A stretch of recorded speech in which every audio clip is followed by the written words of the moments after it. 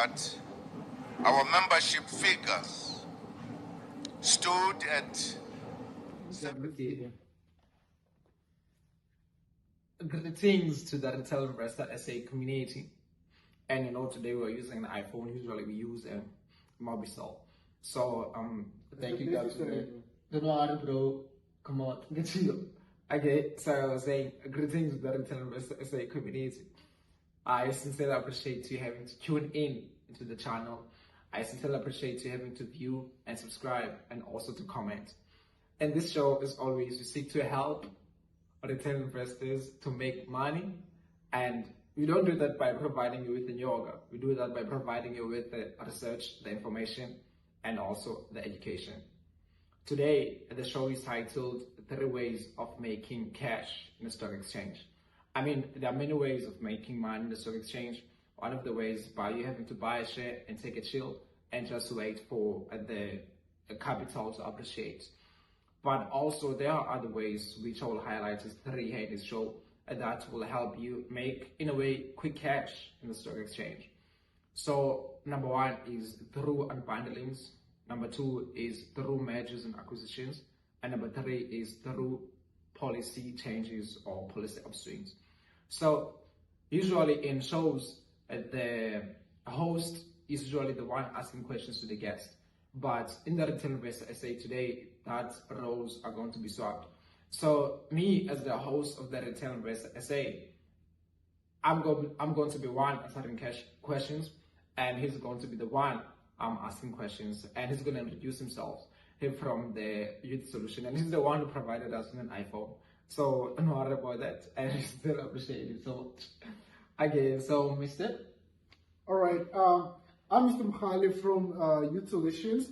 I'm the project director, the insurance that we manage a program that is named under a student solution, which is an academy that assists postgraduates with their work most of the time.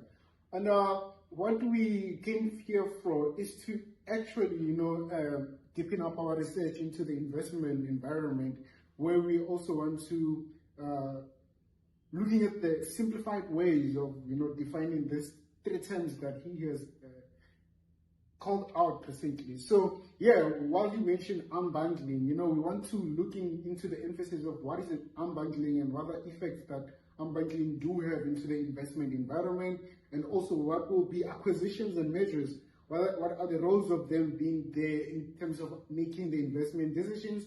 Not only that, and also looking at the policy changes that will have effects into the investment environment, and also the investment portfolio that we all make throughout. So yeah, I guess it's important to ask you this question at first. Unbundling, and where is mostly used, and why is it unbundling? Okay, yeah, thanks, Gabs, and also thank you for the iPhone. Okay, first, before we get into having to explain what are unbundlings, we have to first just to remind the audience that there are reasons why shares go up, and also there are reasons why shares go down.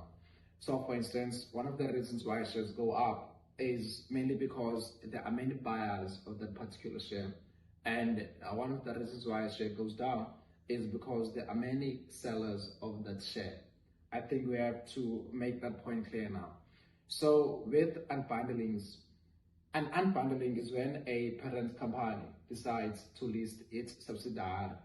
So for instance, in 2025, Pick n Pay, which owns about 60% of Boxer, decided to list Boxer on the JSE. So what that meant is that they were unbundling Boxer from Pick n Pay and listing it on the JSE.